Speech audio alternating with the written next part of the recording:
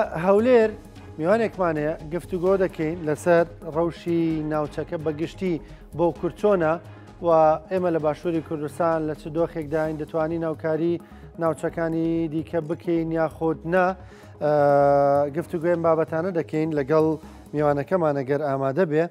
ئەوڕێن مەگەر میوانەکە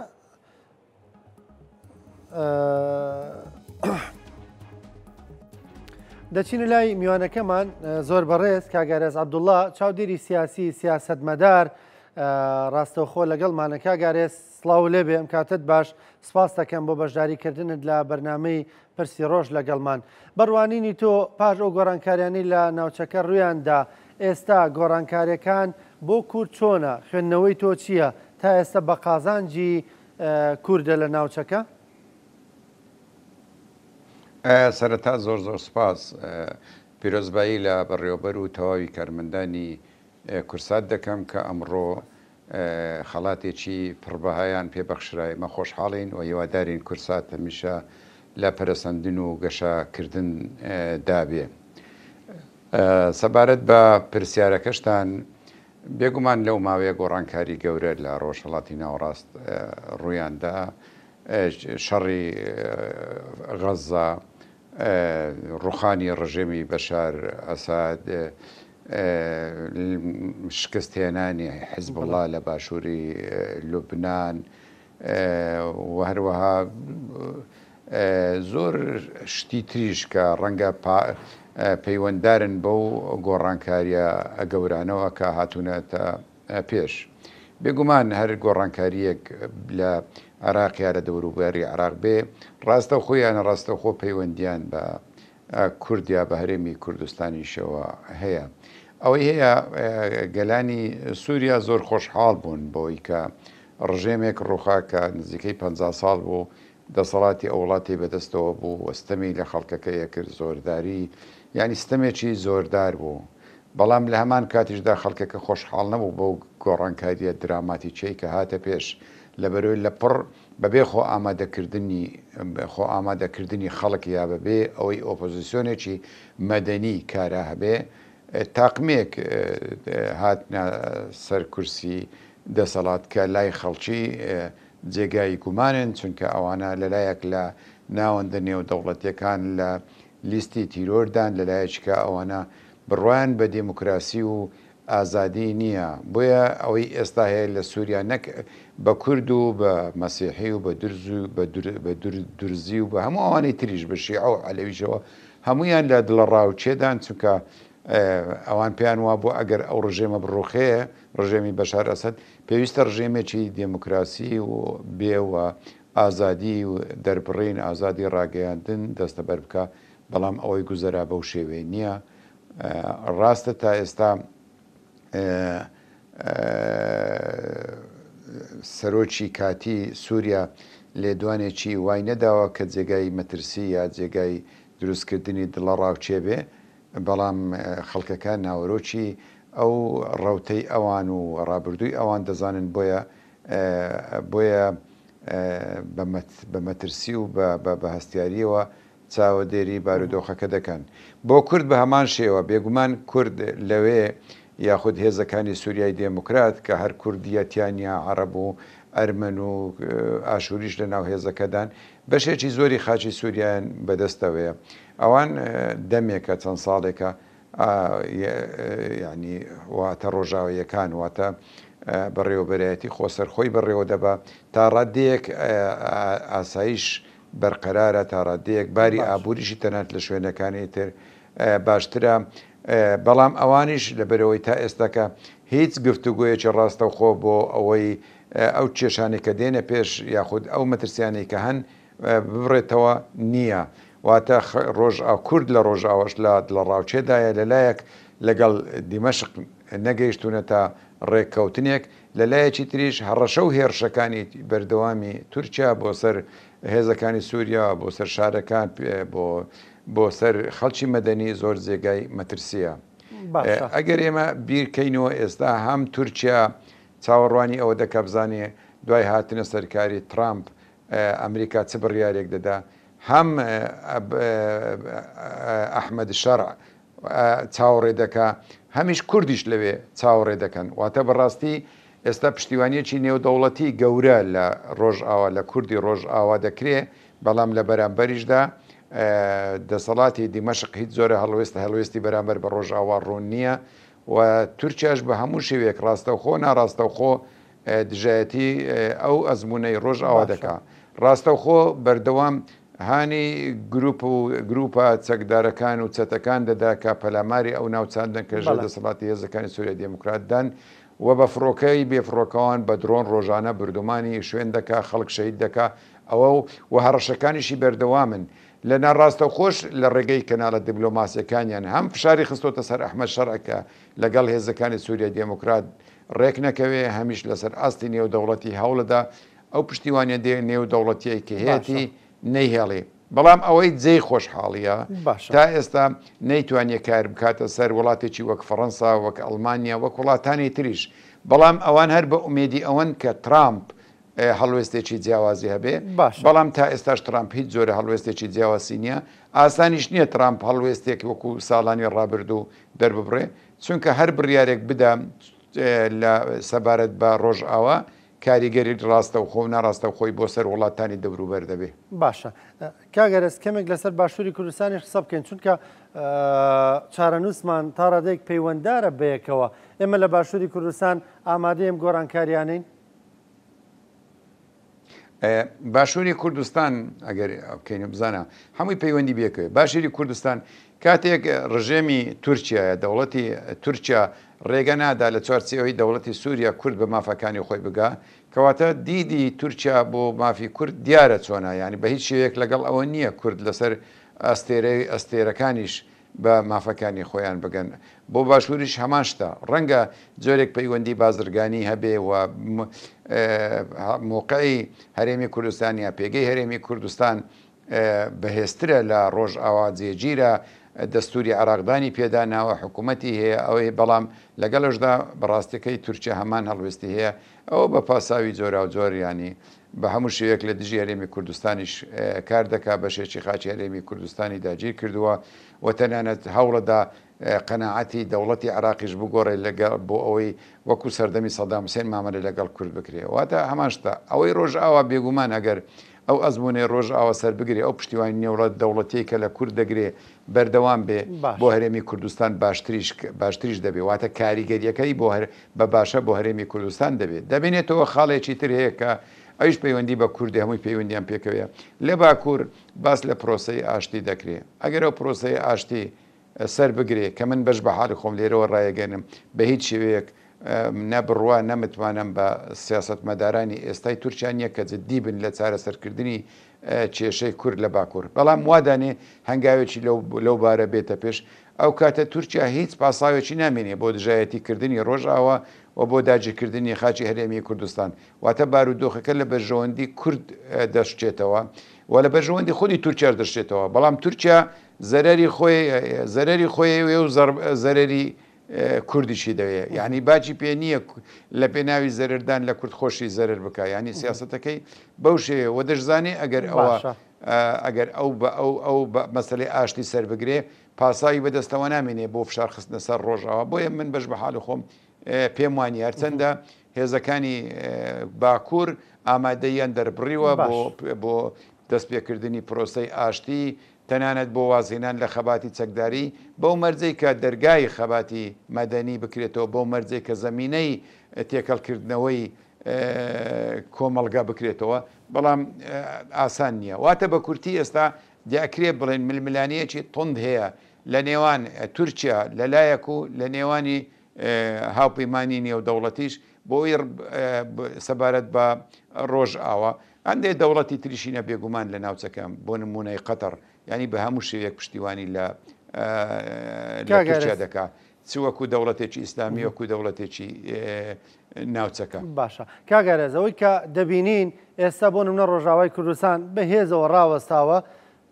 وەکو مەزلم عەبدی لە دوو ڕۆژی ڕابردوودا وتبووی ئەمریکا پشتیوانیمان بکە ئەوە گرنگە پشتیوانەکانی بۆ ئێمە ئەگەر ئەویش نەبێ بەدیلمان هەیە و ئەگەرەوەش نەبێ ئێمە خۆمان ڕدەگرین و بەرگری و بەرخودانی خۆمان دەکەین یان ئەم یەکگرتووی کورد لە ڕۆژاوای کوردستان بەڵام لە باشووری کوردستان بۆ نمونەیمە کە ئەم دۆخە لە ناوچەکە تێدا پەڕێکەچی خەڵکەکە لە نێو خۆماندا ئەوە 15 ڕۆژە ژمارەیەک مامۆستا فەرمانبەرمانیان گرتووە، مامۆسایان و فەرمانبەران داوای موچەکانیان دەکەن. ئەو دۆخەی کە بینیمان خەڵک ویستیان داواکانیان بگێنن بە UN لە هەولێر ڕێگریان لێکرا. ینی ئەم دۆخە ناوخۆیە هی ئەوەیە کە دۆخێکیاوە گەورە لە ناوچەکە دەگوزەرێ. من کە باسی مانگرتوانت کرد و خۆپیشاندەران کرد لێرەوە سڵاو ڕێزم بۆ مانگرتوان و خۆپیشاندەران هەیە داواکانیان ڕەوان خۆپیشاندان و مانگرتن و گردبوونەوە و داوا و داخوازیان ڕەوان یاسایین کارێکی باشە کە لە چوارچێوەی یاسادا ئەوان داوای مافەکانی خۆیان دەکەنەوە. ئێمە هەمومان بێگومان هەمان هەڵوێست و هەمان سۆزمان هەیە و هیوای تەندروستی بۆ مانگرتوانی ژێر خێمەکە دەخوازم و هیوادارم داواکاریەکانیان جێبەجێ بکرێن. ڕێگەگرتن بێگومان بە ڕێگەگرتن ینی دەرمان نییە. ئێمە تازە باسی ڕژێمی بەشار ئەسەدمانە کرد. ڕژێمی بەشار ئەسەد و هەموو ڕژێمەکانی وەکو بەشار ئەسەد ئەوانەی کە ڕێگریان لە خۆپیشاندانە کرد، ئەوانەی کە لەگەڵ دەنجی خەڵک نەبوون، ئەوانەی کە پێیان وابوو لە هەر شوێنێک ئەگەر ناڕزاتیەک گلەیەک ڕەخنەیەک لە دەسەڵات بگیرێ پێیان وابوو وای دار و دەستەی بێگانەیە یا جێرە شێوێنە یا نازام چوا بیریانە کردەوە. بەڵام لە کۆتاییدا هەر ڕوخان وەکە ڕوخاشن دەوڵەتەکانیشیان و حیزبەکانیشیان لەگەڵ خۆیان ڕوخان. سیرکە گۆڕانکاری ئەبێ بکرێت لەو سیستەمە حکومڕانی ئێرە. ئەو گۆڕانکاریە دوو ڕێگای لە پێشە. ڕێگایەکی لە پێشە کە بەڕاستی بیر لە داوا و داخوازی خەڵک بکرێتەوە، بیر لەو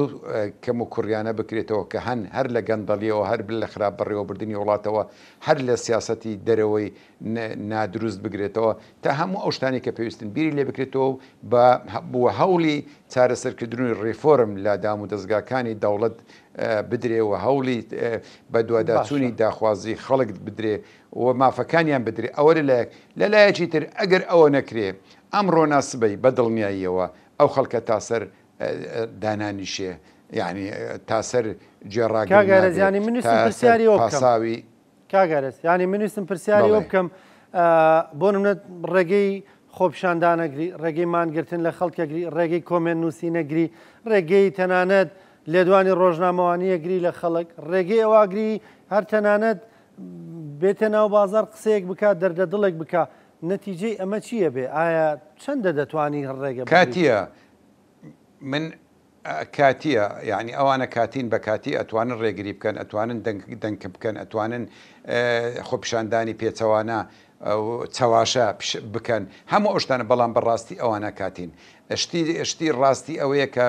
بیر بکرێتەوە لە چارەسەرکردنی قەیرانەکان، بیر بکرێتەوە لەوەی کە چاکسازی لە دام و دەستگاکان بکرێ، ئازادی گەیاندن، ئازادی گردبوونەوە خۆپیشاندان بۆ هەموو خەلکی دەستە بەربێ. کاتێک لە هەولێر و دووهۆک و سلێمانی و هەڵەبجا خەڵک بە ئازادانە خۆپیشاندان بکە، حکوومەت ناچارە بێ گوێ بگرێ. بەڵام کاتێک کە ڕێگری دەکا بۆشاییەکی گەورە لە نێوان خەڵک و لە نێوان دەسەڵات دروستە بێ. کاتێک ئەو بۆشایە دروستە بێ هەردوو لە هەوڵی ڕوخاندنی یەکتری دەدەن، لە کۆتاییدا بێگومان ئێرادەی خەڵک و زۆرینە هەر سەر دەکەوێت. من ئەمەوە بڵێم ئێستا ئەو حکوومەت دەسەڵات لە هەرێمی کوردستان کە بەڕاستەکەی لێتان ناشەرم، من ناتوانم بڵێم ئەو حکوومەت چونکە ئەوەی ئێستا هەیە حکوومەت نییە، دەسەڵاتە. ئەو دەسەڵاتە یان دەبێ گۆڕانکاری لە خۆی بکە و ڕیفۆرم بکاتن، یان ئەوتە بە دەردی ئەو دەسەڵاتانە دەچێت کە ئازادیەکانیان پێشێل دەکەت کە گوێیان لە خەڵک ناگرت، کە دێموکراسیان لە بەرتەست کردو دواتریش هەر نەیان هێشت. من خۆزگە بۆ ئەو ڕۆژە ناخوازم، بەڵام ئەو ڕاستیە کە ئەبێ هەموو دەسەڵاتدارانی هەرێم ئەوە بزانن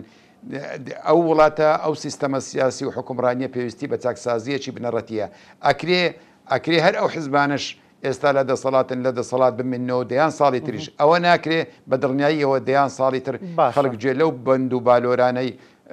ڕابردوو ناگرێ و بە شێوەیەکی تر گۆڕانکاریە بێ کە ڕەنگە لە بەرژەوەندی خەڵک نەبێ ئەو جۆرە گۆڕانکاریە کت و پڕانەوە کە ئەو جۆرە گۆڕانکاریە کە لە کۆنتترۆل دەردەچن. کاگەرز بینیمان ینی بۆ منە بەرپرسان لەو ناوچانە بەڕێزیشی لاولێر دەژی دەڵێن کاکە خەڵکی و لێر کێشەی نییە، کار و کەسابەتی خۆی دەکات، دەوامی خۆی دەکات، ژیانی ئاسایی دەڕوە، هیچ گرفتێک لە گۆڕێ نییە. یانیایە خەڵک لەوێ موچەی مانگی دوانزەی وەرگرتووە خەڵک هیچ کێشەیەکی نییە هیچ گرفتێکی نییە و هیچ ڕەخنەیەک ناگرێ ئایەوە بیانوێکی ڕەوایە نە خەڵک یەک کێشەی هەیە بابەتی موچە یەک کێشەیە بابەتی بژێوی ژیان یەک پوچەیە بابوونی نەبوونی استراتیژێت و ڕوون نەبوونی سیاسەتی دەرەوە یەک کێشەیە هەموو ینی کێشەی خەڵک لە هەولێر و دۆک و زاخۆ و هەڵەبجە و کەلار هەموو یەک کێشەیە و کارە باشەکانی کە دەسەڵات کردوێتی لە هەموو شوێنەکان بێگومان کراوە کارە خراپەکان لە هەموو شوێنەکە کێشەکە ئەوێ بابەتەکە لێرەدا ئەوێ یەکەم لە سلێمانی خەڵک ئەتوانێت بە ئازادی گرت بێتەوە مان بگرێ خۆپیشاندام بکە ینی لێرە ڕێگری لێ دەکرێت لە جینا کێشەی مامۆستایەک لە هەولێرە لەگەڵ کێشەی مامۆستایەک لە هەڵەبجە جیاوازی نییە فەرمانبەرێک لە هەولێر لەگەڵ مەفەرمانبەرێک لە هەڵەبجە جیاوازی نییە هەمان شتە ئەوە نیە خەڵک ڕازیە خەڵک ناڕازیە نا بابەتەکە ئەوێ ئایا ڕێگە دەدەی خەڵک بە ئازادی کۆب بیتەوە گرت بیتەوە خۆپیشاندام کە یان نا ینی بۆ نمونە ینی ئەگەر خۆزگە ڕێگەیان دەدا ئەو ڕۆژە ئەو خۆپیشاندەرانە بێن ئەو خۆپیشاندەرانە بێن داوا و داخوازەکانیان بگەینە حکوومەتەکەی خۆیان دەسەڵاتێکی خۆیان بڵێنکە کێمە ئەو داوا و داخوازیانەمانەیە ئەگەر ڕەوان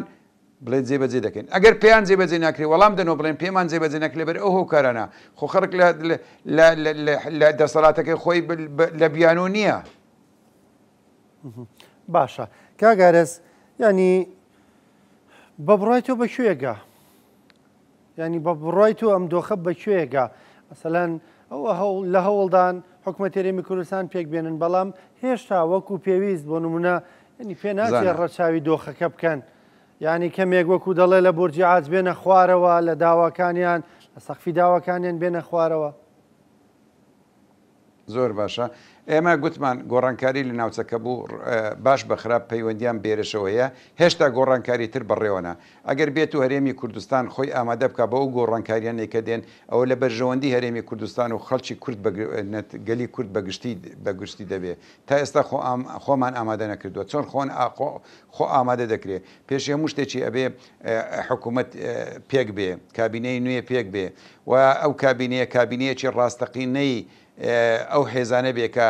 تایدا کار دەکەن واتە ئەوانەی بەشداری تێدا دەکەن هاوبەش بن لە داڕشتنی سیاست و پێویستە حکوومەتی هەرێم سیاست و استراتیژەتی ڕوون بێ بۆ ڕوونی شکاتەوە بۆ خەڵک اینجا چه ئەو سیاسەتی بەرامبەر بە حکوومەتی عراقی چ بەرامبەر بە وڵاتانی دەوروبەر و پێویستە کابینەی نوێ پێش هەر هەنگاوی چاکسازی بنێ بۆی چاکسازی بکرێت بۆی دڵنیایی بداتەوە هاوڵاتیان بۆی خەڵک متمانیان بە دەسەڵاتی هەرێمی کوردستان پەیدا بێتەوە بۆی ئەو بۆشاییەکە هەیە کەم بکرێتەوە نەک زیاد بکرێت واتە بەڕاستەکەی زۆر هەنگاو هەن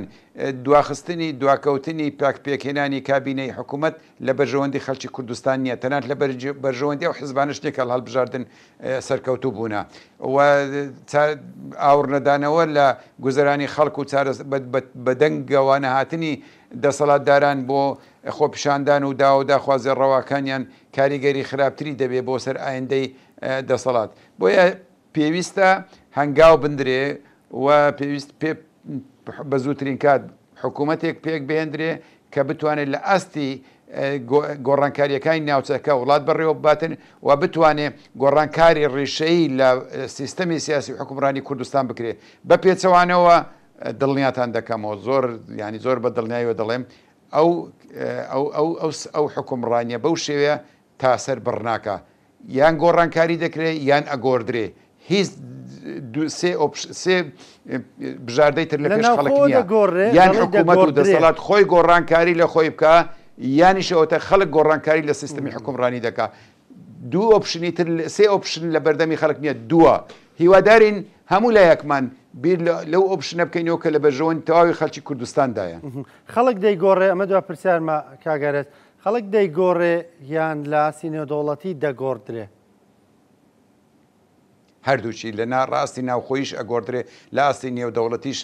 پشتیوانی هەرێمی کوردستان کەم دەبێتەوە ڕەنگە ئەو گۆڕانکاریان دێن کۆمەلگەی نێودەوڵەتی یاخود هاوپەیمانی نێودەوڵەتی ئەوەندە پێویستیان بە هەرێمی کوردستان نەبێ ینی هاوپەیمانی نێودەوڵەتی چی بکە ینی لە چەندین ساڵە پشتیوانی لە حکوومەتی هەرێمی کوردستانەکە بەڕاستە و خۆ پەیوەندی لەگەڵەکە پەیوەندیەکی ڕاستە خۆی فەرمیوەکو دەوڵەت لەگەڵ وڵاتە زلهێزەکانی دنیا هەیە ئەوە تا هێز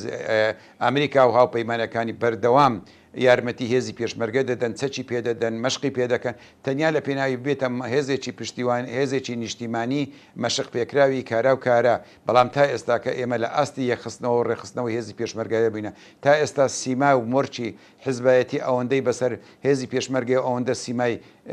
نیشتیمانی بەسەرەوە نیە هێزەکە هێزێکی نیشتیمانیە خەڵکەکە خەڵکی نیشتیمان پەروەرن بێگومان بەڵام شێوازی بەڕێوەبردننی شێوازێکی بەڕێوەبردننی حیزبایەتە کۆمەلگەی نێودەوڵەتی یا با بڵێن هاو پەیمانان تاکەی یعنی تاکەی ئەوان ئەڵێن ئێمە پشتیوانی تەکان پشتگیر دەکەین ئەو هەنگاوانە بنێن لە پێناوی ئێمە ئەڵێن لە پێناوی خۆتان ئێکەنەینێن ڕۆژێک دوودا کەواتە ئەو کاتە ئەوەستێتە سەر خەڵکەکە واتە ئەو پشتیوانی نێودەوڵەتی کە هەیە ئەگەر باش نەقۆزرێتەوە ئەوێتە سەر خەڵکەکە ئایا خەڵکەکە بەو بارودۆخە ڕازیە ئەو کاتە ڕازی دەبێت کە خەڵک کەمترین کێشەی هەبێ یاخود حکوومەت و دەسەڵاتدار ینی گۆڕانکاری لە سیستەمەکە کرد بێ ئەگەر بەو شێوێ ببینێتەوە تاکیدی دەکەمەوە ئەزمونونەکەمان